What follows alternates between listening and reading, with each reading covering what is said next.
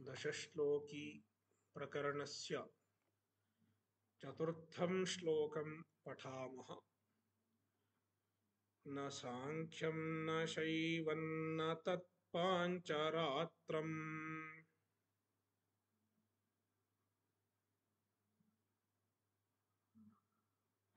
न जैनं न मीमांसकादेर्मतं वा।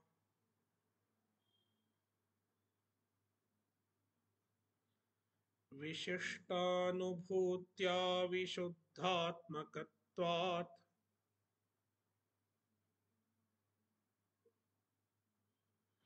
तदेको वशिष्ठः शिवः केवलोऽहम्।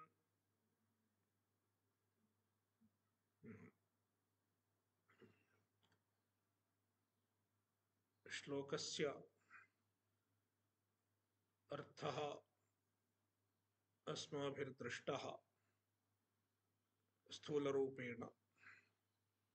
इदानीं व्याख्यानं पश्यामः। आदिशब्देन अनुक्तानां संग्रहः। मीमांसकादेः इत्यत्र आदिशब्दो वर्तते। तेन आदिशब्देन अनुक्तानामपि मतानां संग्रहो भवति। बहवः अनुक्ताः वादिनः सन्ति, तेषामपि मतानि ग्राह्याणि।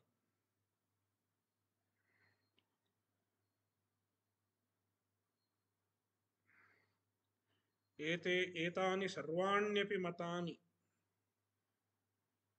अनेन श्लोकेन निरस्तानि भवन्ति।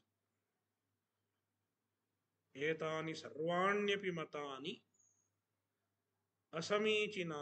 असमीचीनानि असाधूनि इत्येतदुक्तं भवति।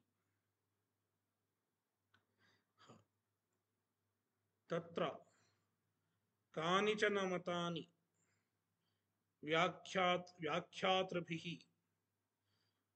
शब्देन निरस्यन्ते। न तावत् अचेतनं जगदुपादानम्।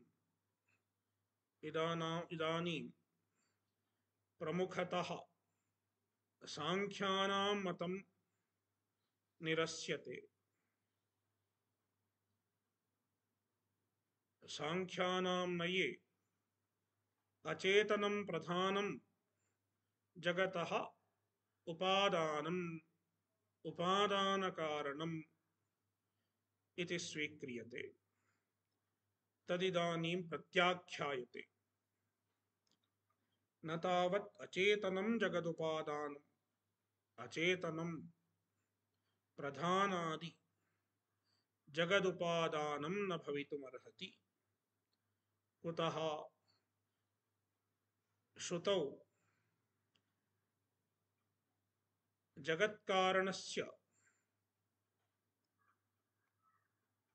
चेतनत्वम् अभिधीयते। कथं जगत्कारणस्य चेतनत्वम् उक्तं भवति इति चेत् तत्र श्रुतिः प्रदर्श्यते। तदैक्षत बहुस्यां प्रजायेय इति ईक्षणपूर्वकसृष्टिश्रवणात्। सृष्टेः पूर्वं जगत्कारणभूतं सत् सच्छब्दवाच्यं ब्रह्म ऐक्षत, ईक्षणम् अकरोत् इति ईक्षणपूर्विका सृष्टिः श्रूयते। इत्युक्ते जगत्कारणभूतं सत् ईक्षणम् अकरोत्। ईक्षणम् इति अचेतनस्य धर्मो न भवितुमर्हति। ईक्षणं तु चेतनस्य एव धर्मः। चेतनेन एव ईक्षणं कर्तुं शक्यते। तस्मात् अचेतनं जगत्कारणं न इत्यवगन्तुं शक्यते। इदानीं सांख्यः स्वस्य पक्षस्य समर्थनम् एवं कुर्यात्, यद्यपि जगत्कारणम् अचेतनं तथापि गौणम् ईक्षणम् अचेतने अपि संभवति इति।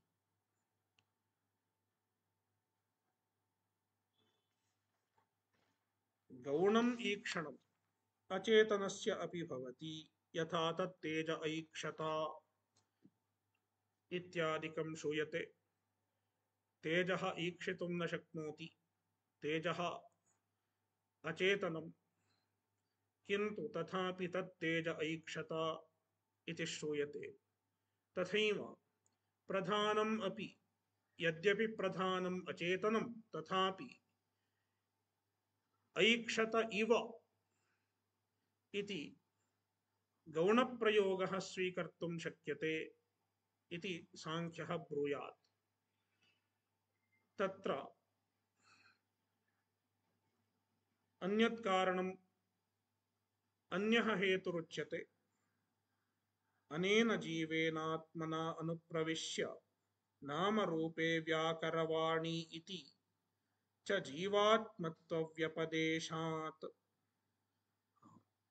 जगत्कारणं चेतनम् एव भवति, न अचेतनम् इत्यत्र अपरोपि हेतुः प्रदर्श्यते। अथवा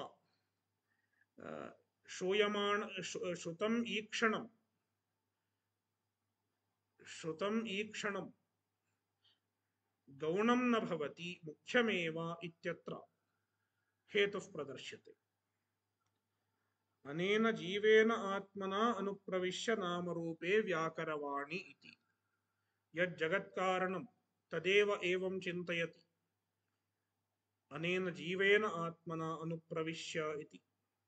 इत्युक्ते यत्र जगत्कारणं तदेव जीवस्य आत्मा, जीवरूपेण अस्मिन् शरीरे प्रविष्टम् इति जीवाभेदः जगत्कारणस्य श्रूयते।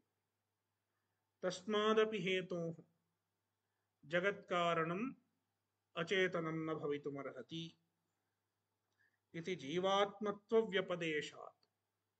नाम जगत्कारणस्य जीवात्मत्वं, जीवस्य आत्मत्वं अनया श्रुत्या प्रतिपाद्यते।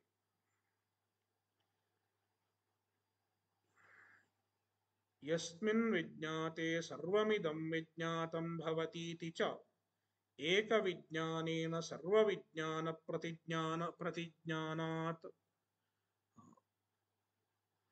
प्रधानज्ञानेन च तदप्रकृतिकानां पुरुषाणां ज्ञातुम् अशक्यत्वात्। छान्दोग्यस्य षष्ठाध्याये जगत्कारणं सत् इति शब्देन अभिहितं वर्तते। तत् सच्छब्दवाच्यं प्रधानं भवति, प्रधानम् एव सच्छब्दवाच्यम् इति सांख्याः ब्रुवन्ति।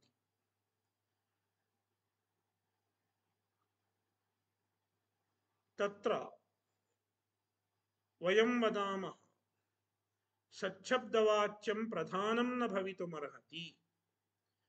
कुतः प्रधानं न भवितुमर्हति? तत्र उपक्रमे किं वर्तते? उत तम् आदेशमप्राक्ष्यः येन अश्रुतं श्रुतं भवति, अमतं मतम् अविज्ञातं विज्ञातमिति इत्यस्ति। नाम तस्य जगत्कारणस्य ज्ञानेन सर्वं विज्ञातं भवति, सर्वं ज्ञातं भवति इति एकविज्ञानेन सर्वविज्ञानम् अभिहितं वर्तते। तदुक्त्वा ततः परं सच्छब्दवाच्यं जगत्कारणमुक्तम्। यदि प्रधानं जगत्कारणं तर्हि प्रधानस्य ज्ञानेन सर्वं ज्ञातं भवति वा इति चेत् सर्वं ज्ञातं न भवति। कुतः?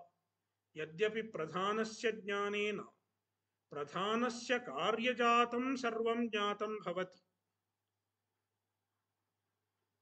तथापि पुरुषः आत्मा आत्मा तु प्रधानस्य कार्यम् इति सांख्याः न अभ्युपगच्छन्ति।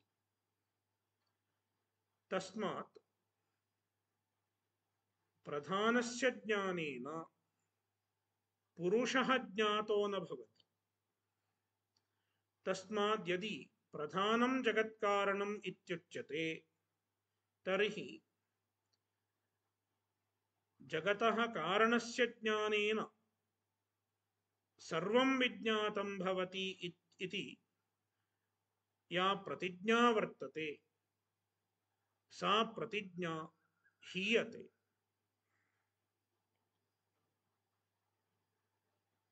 तदेवात्र उक्तम्, यस्मिन् विज्ञाते सर्वमिदं विज्ञातं भवति इति च एकविज्ञानेन सर्वविज्ञानप्रतिज्ञानात् इति। श्रुतौ एकविज्ञानेन नाम जगत्कारणस्य विज्ञानेन सर्वं ज्ञातं भवति इति प्रतिज्ञा वर्तते।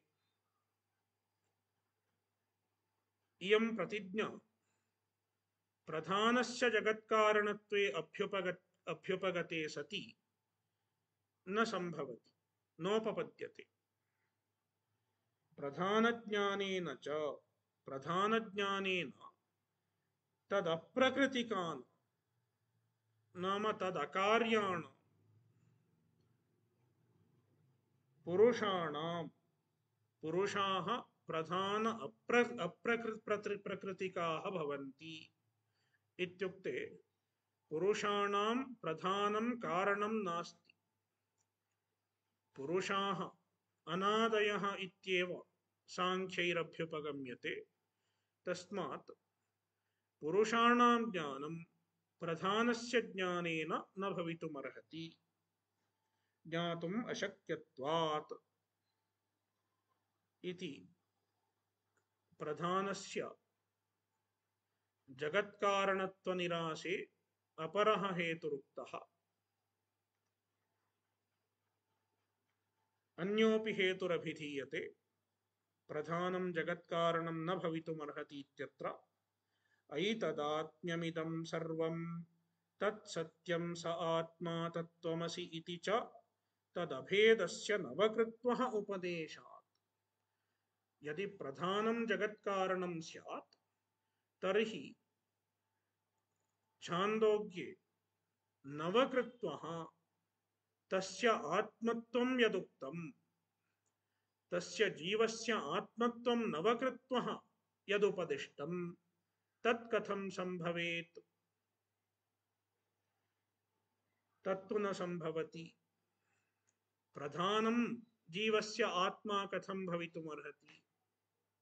तस्मात् प्रधानं न जगत्कारणम्।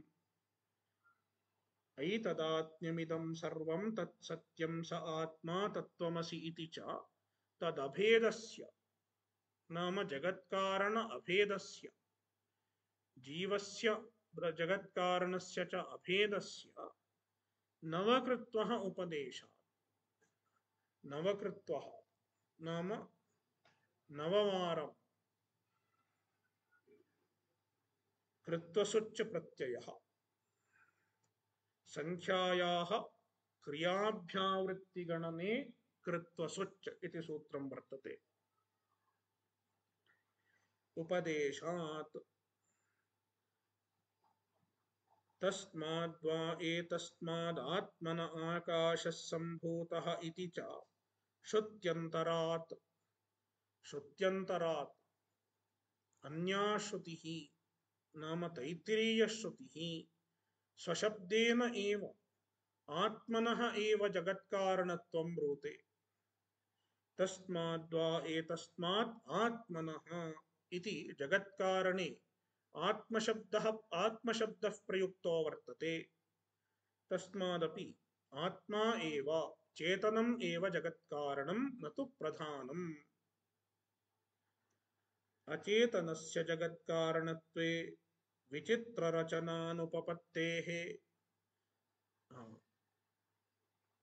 एवं श्रुतिः अवष्टभ्य प्रधानस्य जगत्कारणत्वम् एतावत्पर्यन्तं प्रत्याख्यातम् इदानीं न्यायावष्टम्भेनापि नाम न्यायम् आश्रित्य युक्तिम् आश्रित्य प्रधानस्य जगत्कारणत्वम् इदानीं प्रत्याख्यायते अचेतनस्य जगत्कारणत्वे यदि अचेतनं जगत्कारणं तर्हि किं स्यात् विचित्ररचनानुपपत्तेः इयं विचित्ररचना न उपपद्यते अचिन्त्यरचनारूपम् इदं जगत् अचेतनादुत्पन्नम् इति कल्पयितुं न शक्यते मनसापि अचिन्त्यरचनारूपम् इदं जगत् अचेतनादुत्पन्नम् इति कल्पयितुं न शक्यते यथा अस्माकं पुरतः यद्यन्त्रं वर्तते इदं यन्त्रम् अचेतनभूतेन केनचित् निर्मितम् इति अस्माभिरभ्युपगन्तुं न शक्यते कुतः अस्य रचनायां यत् कौशलं वर्तते तत्तु अचेतनस्य न संभवति तस्य कश्चन चेतनं किञ्चित् कारणं वर्तते इत्येव अभ्युपगन्तव्यं भवति तथैव इदं सर्वं जगत् यदा दृश्यते तदा अस्मिन् चेतनकार्यत्वम् अस्माभिरनुमातुं शक्यते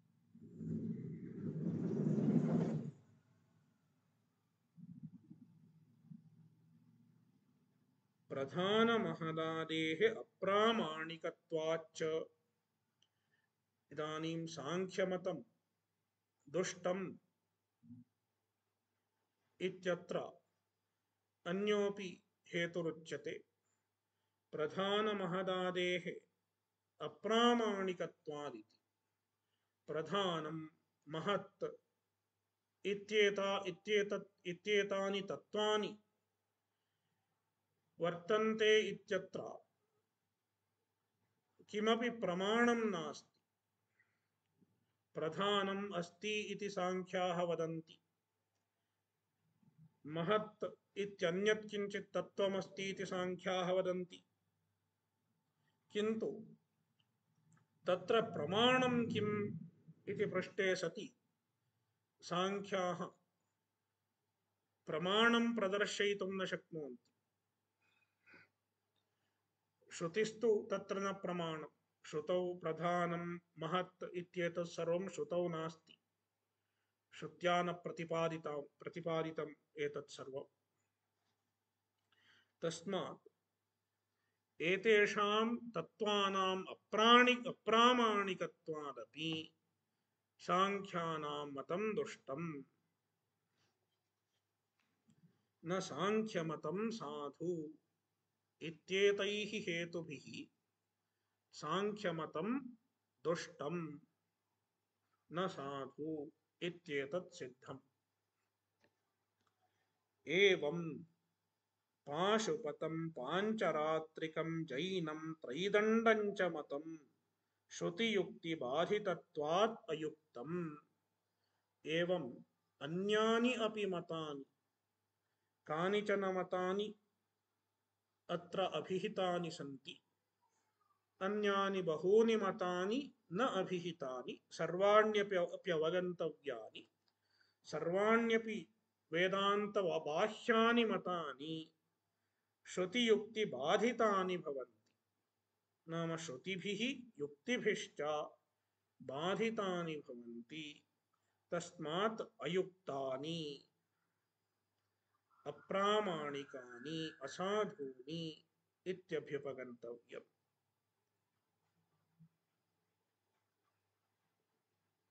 इदानीं मीमांसकाः प्रत्यवतिष्ठन्ते, पूर्वमीमांसकाः प्रत्यवतिष्ठन्ते। न च विधिशेषत्वात् श्रुतिर्न ब्रह्म प्रतिपादयति इति मीमांसकमतं युक्तम्। मीमांसकमतं मीमांसकानां नाम पूर्वमीमांसकानां भाट्टानां प्राभाकराणां च मतं। तेषां मतं किं? श्रुतौ यानि ब्रह्म प्रतिपादकानि वाक्यानि सन्ति,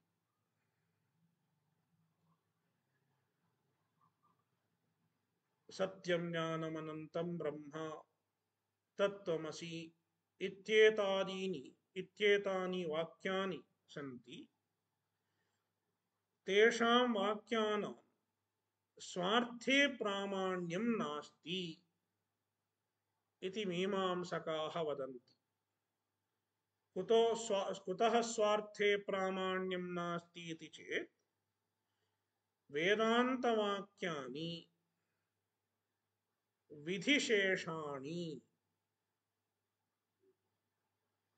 इति ते वदन्ति। विधिशेषाणि इत्युक्ते तत्र विधिः प्रधानं, कर्मविधयः प्रधानानि भवन्ति। वेदान्तवाक्यानि विधिवाक्यानाम् अंगत्वेन शेषत्वेन एव प्रमाणानि भवन्ति, न तु स्वातन्त्र्येण तेषां प्रामाण्यं वर्तते इति मीमांसकानाम् अभिप्रायः। तदेव उच्यते विधिशेषत्वात्। विधिशेषत्वादित्युक्ते विहितक्रियाकर्तृस्तुतिपरत्वादिति व्याख्यानम्। वेदान्तवाक्यानां प्रयोजनं किम्? सत्यं ज्ञानमनन्तं ब्रह्म तत्त्वमसि इत्यादीनां वाक्यानां किं प्रयोजनम् इति पृष्टे सति मीमांसकाः ब्रूयुः एतानि वाक्यानि वास्तवं ब्रह्मनामकं किञ्चित् तत्त्वं न प्रतिपादयन्ति। तर्हि एतेषां वाक्यानां का गतिः इति चेत्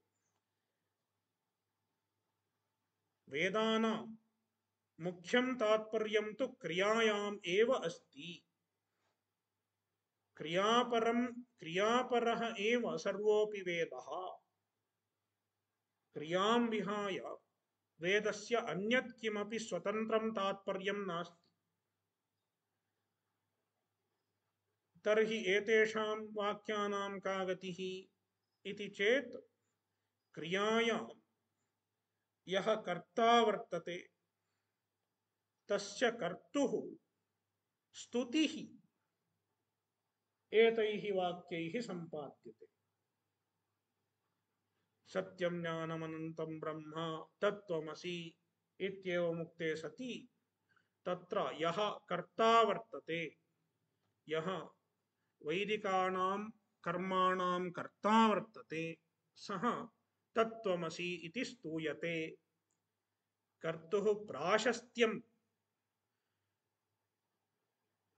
वेदोक्तानां कर्मणाम् अनुष्ठातॄणां प्राशस्त्यम् अनेन वाक्येन अभिधीयते। तदेव ब्रह्म प्रतिपादकानां वाक्यानां प्रयोजनम् इति मीमांसकानां नयः। नाम वेदान्तवाक्यानि स्तुतिपराणि स्तुतिपरत्वेन तेषां विधिवाक्यानां शेषत्वम् इत्यभिप्रायः। स्तुतेः अपि स्वतन्त्रं किमपि प्रयोजनं नास्ति। स्तुतेः अपि प्रयोजनं किम्? कश्चन कर्मणि प्रेरणीयो भवति। वैदिके कर्मणि कश्चन अधिकारी प्रेरणीयो भवति। तत् प्रेरणं कथं सम्पाद्यते इति चेत् स्तुतिद्वारा सम्पाद्यते। भवान् ब्रह्म इव अस्ति, सत्यं ज्ञानमनन्तम्, आनन्दस्वरूपः, ज्योतिरूपः भवान्, तस्मात् भवान् एतत् कर्म करोतु इत्येवं कर्ता स्तुत्यते। तदेव तस्मात् स्तुतिद्वारा विधिशेषत्वम् एव वेदान्तवाक्यानां प्रयोजनम् इति। विधिशेषत्वात्, वेदान्तवाक्यानां विधिशेषत्वात् श्रुतिः। श्रुतिः इत्युक्ते अत्र तत्त्वमस्यादिश्रुतिः। वेदान्तवाक्यानि, वेदान्तवाक्यं ब्रह्म न प्रतिपादयति, ब्रह्म न प्रतिपादयति नाम वेदान्तवाक्यैः ब्रह्म इति वास्तवं किञ्चित् वस्तु न प्रतिपाद्यते इत्यभिप्रायः। ब्रह्म अस्ति इत्यत्र वेदान्तवाक्यानां तात्पर्यं नास्ति इत्यभिप्रायः।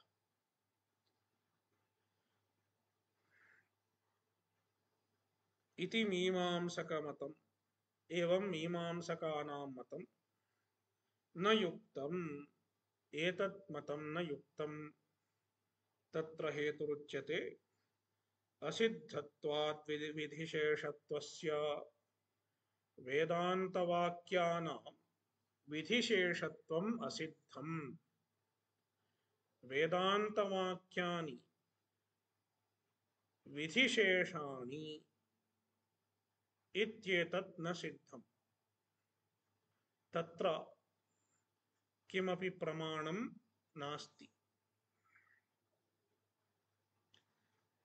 इदानीं मीमांसकः ब्रूयात्, मीमांसाशास्त्रे किञ्चित् अधिकरणं वर्तते।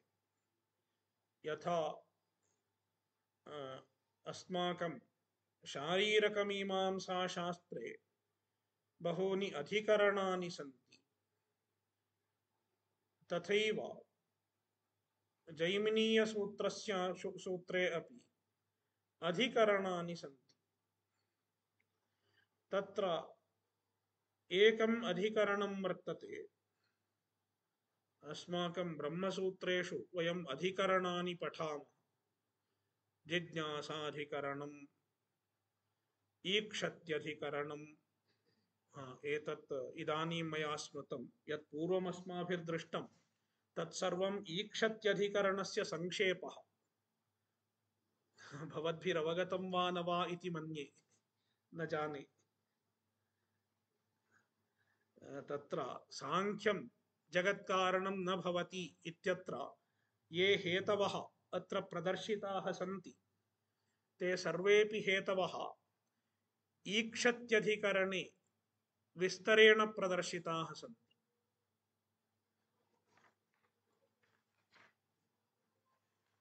ईक्षतेर्ना शब्दं गौणश्चेन्नात्मशब्दात्। स्मर्यते वा?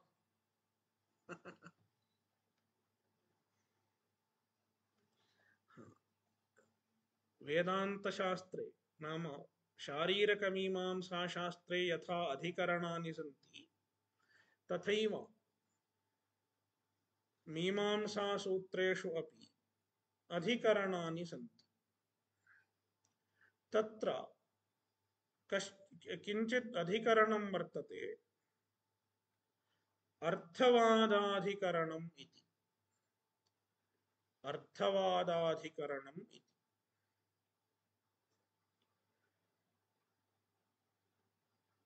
अर्थवादाधिकरणे किं निर्णीतम् इति चेत् अर्थवादानां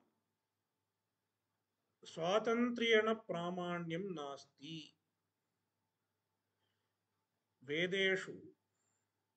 वेदे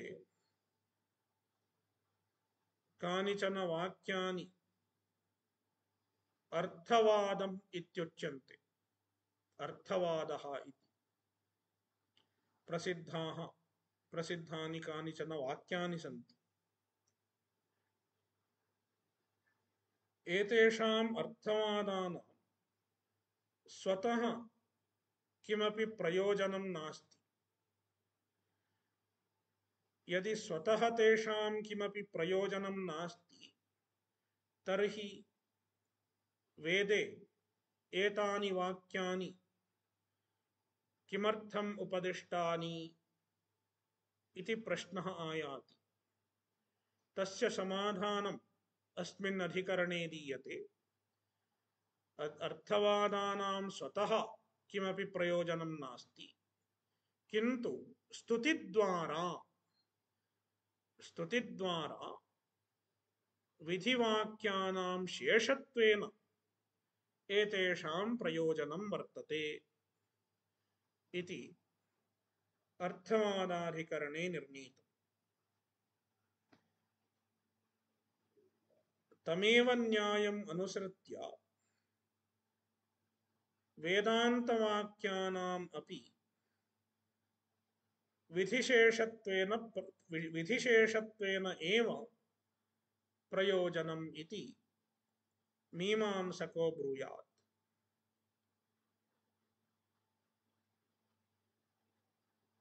तत्र वयं वदामः अर्थवादानां तु तत्सत्यम्।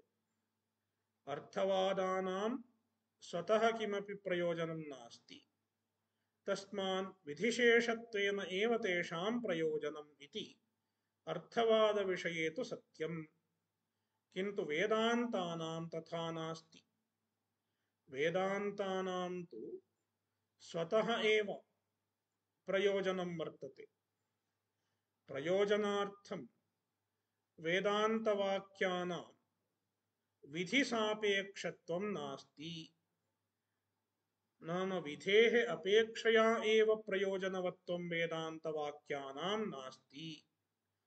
तस्मात् वेदान्तवाक्यस्य अर्थवादवाक्यापेक्षया वैषम्यं वर्तते, भेदो वर्तते। तस्मात् अर्थवादाधिकरणन्यायः अत्र प्रयोक्तुं न शक्यते, वेदान्तवाक्येषु प्रयोक्तुं न शक्यते इति सिद्धान्तः। पश्यामः। न च अर्थवादाधिकरणन्यायात् विधिशेषत्वम्। अर्थवादाधिकरणन्यायात् नाम अर्थवादाधिकरणे यत् निर्णीतं तदनुसृत्य वेदान्तवाक्यानाम् अपि विधिशेषत्वं वक्तुं न शक्यते। अर्थवादानां तु विधिशेषत्वं तु सम्यक्, तत्तु अर्थवादाधिकरणे निर्णीतम्। किन्तु तमेव न्यायम् अनुसृत्य वेदान्तवाक्यानाम् अपि विधिशेषत्वं यन्मीमांसकैरुच्यते तत् न साधु। कुतः? वैषम्यात्। नाम वेदान्तवाक्यानाम् अर्थवादापेक्षया वैषम्यं वर्तते इत्यभिप्रायः। तद्वैषम्यं प्रदर्श्यते स्वतः प्रयोजनवदर्थापत्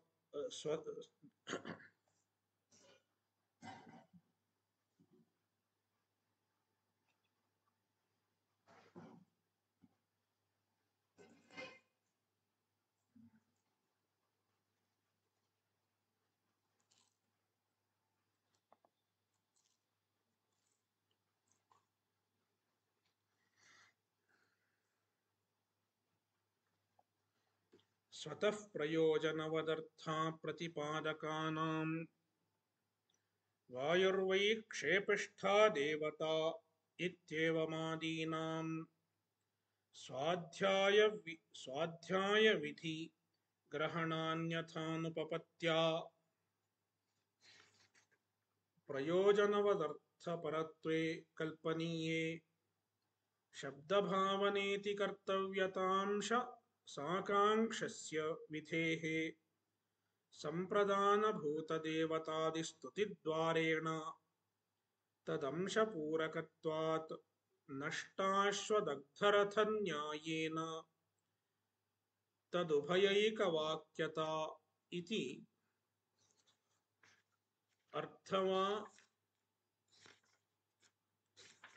अर्थवादाधिकरणे निर्णीतम्। अर्थवादाधिकरणे किं निर्णीतम् इत्येतत् संक्षेपेण उच्यते। तत्र अर्थवादवाक्यानि सन्ति। अर्थवादवाक्यं वायुर्वै क्षेपिष्ठा देवता इति अर्थवादवाक्यं वर्तते। वायुः क्षेपिष्ठा नाम वेगवती इत्यर्थः, क्षिप्रा इत्यर्थः।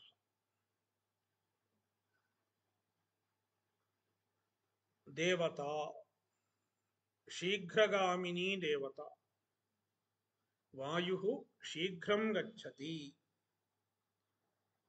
इति वेदे उक्तं वर्तते। वायुः क्षेपिष्ठा देवता इति ज्ञानेन अस्माकं किं प्रयोजनं? किमपि प्रयोजनं वर्तते वा? वायुदेवता क्षिप्रं गच्छति इति ज्ञानेन अस्माकं किमपि प्रयोजनं नास्ति। तस्मात् स्वार्थे एतादृशानां वाक्यानां प्रयोजनं नास्ति। यदि प्रयोजनं नास्ति तर्हि इदं वाक्यं प्रमाणं न भवति इति इदं वाक्यं त्यक्तव्यं किम्? त्यक्तुं शक्यते किम्? अप्रयोजनम् इदं वाक्यम् इति इदं वाक्यं त्यक्तुं शक्यते वा इति चेत् त्यक्तुं न शक्यते। कुतस्त्यक्तुं न शक्यते इति चेत् इदं वेदवाक्यम्। वेदवाक्यत्वात् अस्य किञ्चित् प्रयोजनं वक्तव्यम्, किञ्चित् प्रयोजनं भवत्येव। यदि प्रयोजनं नास्ति तर्हि अस्य प्रामाण्यमेव न स्यात्। वेदवाक्यं प्रयोजनवदेव सत् प्रमाणं भवति। तस्मात् अस्य किं प्रयोजनम् इति अस्य वाक्यस्य प्रयोजनविषये अस्माकम् आकांक्षा वर्तते। आकांक्षा इत्युक्ते किं प्रयोजनम् इति प्रश्नः। किं प्रयोजनम् इति अस्माकं जिज्ञासा वर्तते, अपेक्षा वर्तते। प्रयोजनं किञ्चित् अपेक्षितम् इति आकांक्षा। तत्र अस्मिन्नेव प्रकरणे अन्यत् किञ्चित् विधिवाक्यं श्रूयते। किं विधिवाक्यम् इत्युक्ते वायव्यं श्वेतमालभेत भूतिकामः इति वाक्यं वर्तते। यः भूतिकामः अस्ति भूतिकामः इत्युक्ते ऐश्वर्यकामः, समृद्धिकामः।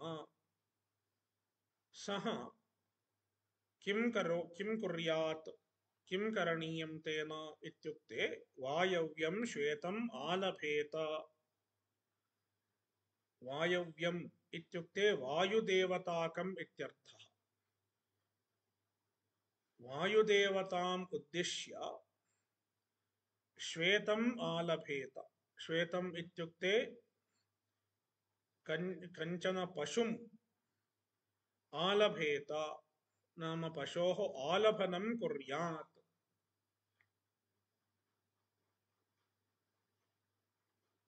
इति। वायुदेवताम् उद्दिश्य कश्चन यागः विहितो वर्तते। वायुदेवतामुद्दिश्य कश्चन यागः विहितो वर्तते।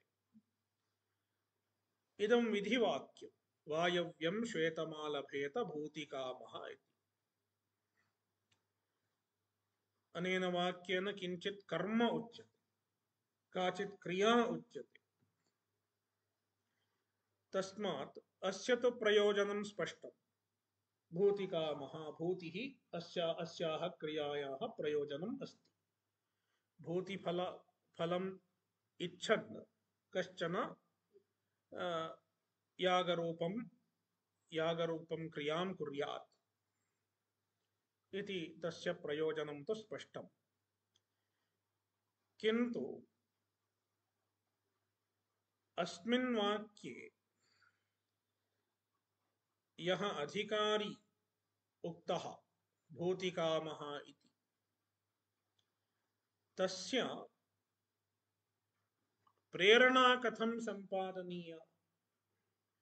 कश्चन भूतिकामः स्यात्, किन्तु सः एवं पृच्छेत्, मया वायुदेवता एव कुतः यष्टव्यः, कुतो यष्टव्या? अन्याः अपि देवताः सन्ति, वायुदेवता एव कुतो यष्टव्या मया इति तस्य प्रेरणा न भवेत्, अस्मिन् यागे तस्य प्रवृत्तिर्न भवेत्। तदा तत्र तस्य प्रवर्तनार्थं स्तुतिरपेक्षिता भवति। कस्याः स्तुतिः इति चेत्, कस्य स्तुतिः इति चेत् वायुदेवतायाः स्तुतिः। वायुदेवता एव कुतः पूज्या इत्येतत् प्रदर्शनार्थं वायुदेवतायाः स्तुतिरपेक्षिता। सा स्तुतिः अनेन वाक्येन सम्पाद्यते। वायुर्वै क्षेपिष्ठा देवता इति वायुदेवतायाः स्तुतिः। अनया स्तुत्या सः अधिकारी अस्मिन् कर्मणि प्रेरितो भवति।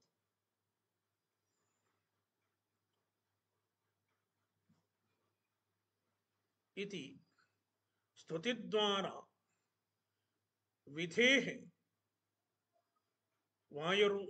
वायव्यं श्वेतमालभेत भूतिकामः इत्यस्य विधेः शेषत्वम् अस्य वाक्यस्य भवति। एवम् एतादृशानां वाक्यानां स्वार्थे एव प्रामाण्यं नास्ति, किन्तु विधिशेषतया एव एतेषां प्रामाण्यं वर्तते इति अर्थमानाधिकरणे निर्णीतम्। तदेव पश्यामः। स्वतः प्रयोजनवत् अर्थप्रतिपादकानां स्वतः प्रयोजनवदर्थ अप्रतिपादकानां वायुर्वै क्षेपिष्ठा देवता इत्येवमादीनां वायव्यै वायुर्वै क्षेपिष्ठा देवता इति वाक्यं स्वतः प्रयोजनवत् अर्थं न प्रतिपादयति। कञ्चिदर्थं प्रतिपादयति, किन्तु सः अर्थः स्वतः प्रयोजनवत् न भवति, स्वतः प्रयोजनवान् अर्थः न भवति। इत्युक्ते वायुः क्षेपिष्ठा देवता इति ज्ञानेन अस्माकं किमपि प्रयोजनं न भवति।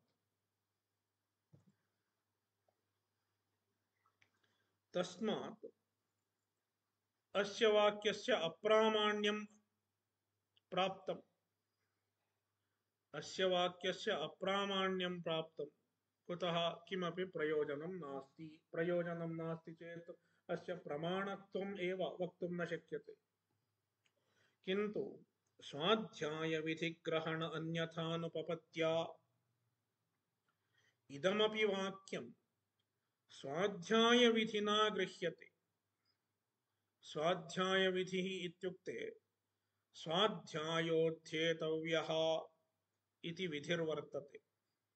स्वाध्यायः नाम स्वशाखा वेदः,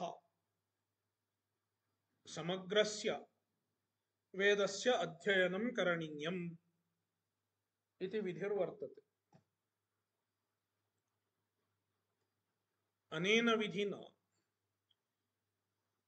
वेदस्य सर्वाण्यपि वाक्यानि गृहीतानि भवन्ति। केवलानि विधिवाक्यानि एव अध्येयानि इति तु अनेन नोच्यते। एतानि वाक्यानि अपि वायुर्वै क्षेपिष्ठा देवता इत्यादीनि वाक्यानि अपि तेन विधिना गृह्यन्ते। तस्मात् अस्य वाक्यस्य अप्रयोजनवत्वम् अप्रामाण्यं वक्तुं न शक्यते। तस्मात् अन्यथानुपपत्या, ग्रहण अन्यथानुपपत्या नाम स्वाध्यायविधिग्रहण अन्यथानुपपत्या, स्वाध्यायविधिना अस्य वाक्यस्य ग्रहणम् अस्य प्रयोजनं विना न उपपद्यते।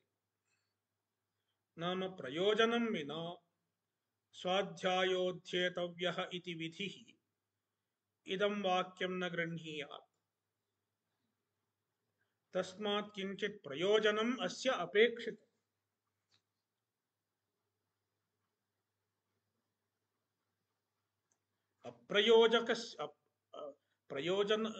प्रयोजनहीनस्य वाक्यस्य अध्ययनं करणीयम् इति स्वाध्यायविधिना वक्तुं न शक्यते।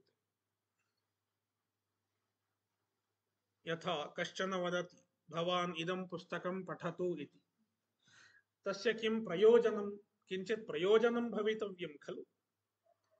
यदि वेदः स्वाध्यायोऽध्येतव्यः इति वदति, तत्र केषाञ्चित् वाक्यानां प्रयोजनं नास्ति इति चेत् तत्र स्वाध्यायविधेः एव प्रामाण्यस्य हानिर्भवेत्। तस्मात् स्वाध्यायविधिना यानि वाक्यानि गृहीतानि तेषां प्रयोजनवत्वं भवितव्यम्। तस्मात् स्वाध्यायविधिग्रहण अन्यथानुपपत्या प्रयोजनवदर्थपरत्वे कल्पनीये अस्यापि वाक्यस्य वायुर्वै क्षेपिष्ठा इत्यादेः अपि वाक्यस्य प्रयोजनवदर्थपरत्वं कल्पनीयं भवति। नाम किञ्चित् प्रयोजनवत्वं कल्पनीयं भवति। प्रयोजनवान् कश्चन अर्थः कल्पनीयो भवति। साक्षात् यः अर्थः प्रतिपाद्यते सः तु प्रयोजनवान् न भवति, किन्तु प्रयोजनवान् कश्चन अन्यः अर्थः अस्य कल्पनीयो भवति इति अस्य प्रयोजनवदर्थस्य आकाङ्क्षा वर्तते। वायुर्वै क्षेपिष्ठा देवता इत्यस्य वाक्यस्य प्रयोजनवदर्थस्य आकांक्षा वर्तते। कः सः प्रयोजनवान् अर्थः इति। इदानीं तत्समीपे तस्मिन्नेव प्रकरणे किञ्चित् विधिवाक्यं वर्तते। वायव्यं श्वेतमालभेत भूतिकामः इति। तस्य अपि काचन आकांक्षा भवति। अस्य वाक्यस्य काचन आकांक्षा वर्तते। प्रयोजनवदर्थः कः इति। विधिवाक्यस्य अपि काचन आकांक्षा वर्तते। कीदृशी सा आकांक्षा इत्येतदुच्यते शब्दभावनेति कर्तव्यतांश साकांक्षस्य विधेः। विधिः अपि साकांक्षो भवति। साकांक्षः इत्युक्ते आकांक्षया सह वर्तते इति साकांक्षः। आकांक्षा का इति चेत् शब्दभावनेति कर्तव्यतांशः। शब्दभावनायाः इति कर्तव्यतांशः। अत्र किञ्चित् वक्तव्यं भवति। प्रायः बहूनां मीमांसाशास्त्रे प्रवेशो नास्ति, तस्मादेतस्य अवगमनं किञ्चित् कठिनं भवति। किन्तु सरलया रीत्या वदामि। कश्चन इदानीं समयः नास्ति, अग्रिमे पाठे पश्यामः। ॐ पूर्णमदः पूर्णमिदं पूर्णात् पूर्णमुदच्यते पूर्णस्य पूर्णमादाय पूर्णमेवावशिष्यते। ॐ शान्तिः शान्तिः शान्तिः। हरिः ॐ श्रीगुरुभ्यो नमः। हरिः ॐ।